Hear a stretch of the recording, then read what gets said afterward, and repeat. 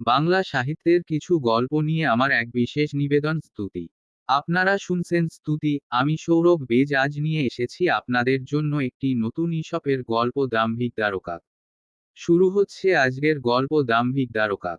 একটা দ্বারকাক একদিন দেখিল, এক জায়গায় কতকগুলি ময়ূরের পুচ্ছ ঝরিয়া পড়িয়া আছে। সে সেই ময়ূরপুচ্ছগুলি ঠোঁটে করিয়া কুড়াইয়া কুড়াইয়া আপনার পশ্চাৎভাগে গুজিয়া দিল এবং আপনার স্বজাতি অপর কাকদিগকে তাহাদের কুৎসিত রূপের জন্য উপহাস করিয়া পরম গর্বের সহিত ময়ূরের দলে গিয়া মিশিল। ময়ূরেরা তাহাকে দেখিবামাত্র চিনিতে পারিল। তাহারা তাহার উপর পড়িয়া তাহার পরকীয় সজ্জা খুলিয়া ফেলিল এবং ঠোকরাইয়া ঠোকরাইয়া তাহার অশেষ লাঞ্ছনা করিয়া তাহাকে আপনাদের দল হইতে দূর করিয়া দিল। সেই হতভাগ্য দ্বারকাক লাঞ্ছিত হইয়া দুঃখিত মনে আপনার স্বজাতি কাকের দলে মিশিতে গেল, যেন ইতিপূর্বে কিছুই হয় নাই। কিন্তু দ্বারকাকেরা তাহার দাস্তিক উপহাস স্মরণ করিয়া তাহাকে আপনাদের দল হইতেও তাড়াইয়া দিয়া এই উপদেশ দিল যে, যদি তুমি আপনার প্রকৃতিদত্ত অবস্থায় সন্তুষ্ট থাকিতে, তবে শ্রেষ্ঠ জাতির উপহাস ও স্বজাতির তিরস্কার লাভ করিয়া তোমাকে লাঞ্ছিত হইতে হইত না। নীতিকথা, ইতভ্রষ্ট ততনশ।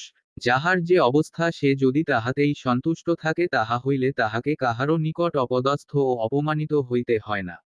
আপনারা শুনছিলেন ঈশপের গল্প দাম্ভিক দ্বারকাক। গল্প পাঠে সৌরভ বেজ। গল্পটা যদি ভালো লেগে থাকে তবে চ্যানেলটা সাবস্ক্রাইব করে পাশে থাকবেন এবং বন্ধুদের মধ্যে শেয়ার করবেন। আবার একটা নতুন গল্প নিয়ে হাজির হবে স্তুতি। বাংলা সাহিত্যের কিছু গল্প নিয়ে আমার এক বিশেষ নিবেদন স্তুতি। আপনারা শুনছেন স্তুতি, আমি সৌরভ বেজ আজ নিয়ে এসেছি আপনাদের জন্য একটি নতুন ঈশপের গল্প ছাগ শিশু ও ব্যাঘ্র। শুরু হচ্ছে আজকের গল্প ছাগ শিশু ও ব্যাঘ্র। একটা ছাগ শিশু এক গৃহস্থের বাড়ির মধ্যে বন্ধ ছিল। সে উঁচু ঘরের লোহার গড়া দেওয়া জানালার ভিতর দিয়া দেখিল, একটা বাঘ সেই ঘরের পাশ দিয়া যাইতেছে। সেই ছাগ শিশু নিরাপদ স্থানে নির্ভয়ে ছিল, সুতরাং বাঘকে দেখিয়া নির্ভয়ে গালাগালি দিতে লাগিল। বাঘ তাহার কথা অগ্রাহ্য করিয়া বলিল, কাপুরুষ, তোর সাধ্য কি যে তুই আমাকে কটু বলিতে সাহস করিস? এই গালাগালি তোর নয়, তুই যে স্থানে আছিস সেই গালাগালি তাহারই। নীতিকথা, স্থানং প্রধানং ন বলং প্রধানম। স্থান ও কালের সুবিধা দুর্বলকেও সাহসী করে। আপনারা শুনছিলেন ঈশপের গল্প ছাগ শিশু ও ব্যাঘ্র।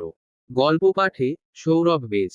গল্পটা যদি ভালো লেগে থাকে তবে চ্যানেলটা সাবস্ক্রাইব করে পাশে থাকবেন এবং বন্ধুদের মধ্যে শেয়ার করবেন।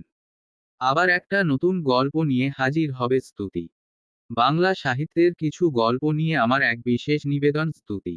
আপনারা শুনছেন স্তুতি, আমি সৌরভ বেজ আজ নিয়ে এসেছি আপনাদের জন্য একটি নতুন ঈশপের গল্প মোরগ ও রত্ন অলঙ্কার। শুরু হচ্ছে আজকের গল্প মোরগ ও রত্ন অলঙ্কার। একটা মোরগ কতকগুলি মুরগি সঙ্গে লইয়া আবর্জনা কুতের মধ্যে আহার অন্বেষণ করিয়া ফিরিতেছিল। পদ্মনখ দ্বারা আবর্জনা উটকাইতে উটকাইতে একটা রত্ন অলঙ্কার দেখিতে পাইল। সে রত্ন অলঙ্কারকে বলিল, বাহবা, কি সুন্দর তোমার বরূপ! কিন্তু তুমি তাহাদের নিকটে আরো সুন্দর যাহাদের তুমি কোনো কিছু কাজে লাগ। আমার কাছে জগতের সকল রত্ন অপেক্ষা একটি শস্যকণা অধিক আদরের।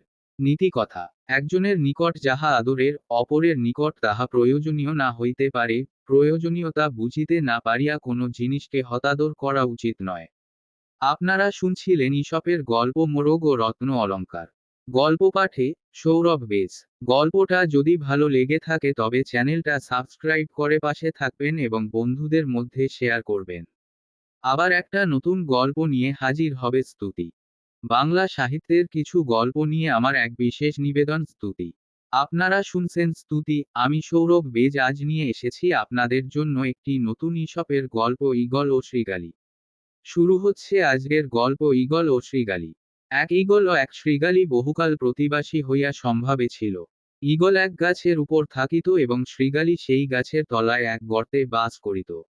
একদিন শৃগালী চরিতে চলিয়া গেলে ঈগল দেখিল, শৃগালীর একটা ছোট বাচ্চা গর্তের বাহিরে খেলা করিতেছে।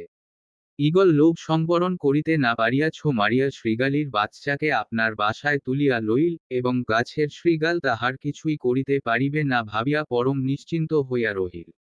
শৃগালী গৃহে ফিরিয়া সমস্ত দেখিল এবং ঈগলের বিশ্বাসঘাতকতার জন্য তাহাকে তিরস্কার করিয়া আপনার বাচ্চা ফিরিয়া চাহিল। অনেক অনুনয় বিনয় কাকুতি মিনতি করিল, তথাপি ঈগল তাহার শাবক প্রত্যর্পণ করিল না। তখন শৃগালী ক্রুদ্ধ হইল এবং প্রতিহিংসা লইতে কৃতসংকল্প হইয়া সে স্থান হইতে প্রস্থান করিল।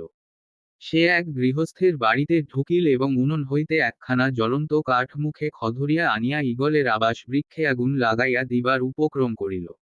ধূম ও অগ্নিশিখার আড়ম্বর দেখিয়া ঈগল আপনার শাবকদিগের মৃত্যুর আশঙ্কায় ভীত হইল, এবং তাড়াতাড়ি শৃগালীর শাবকটিকে ফিরাইয়া দিল এবং ক্ষমা প্রার্থনা করিয়া শৃগালীর সহিত সন্ধি করিল। নীতিকথা: অশ্রুপূর্ণ অনুনয় অগ্রাহ্য করিয়া তাহার অত্যাচারী প্রবৃত্তিকে জাগ্রত করিয়া দেয়। আপনারা শুনছিলেন ঈশপের গল্প ঈগল ও শৃগালী। গল্প পাঠে সৌরভ বেজ।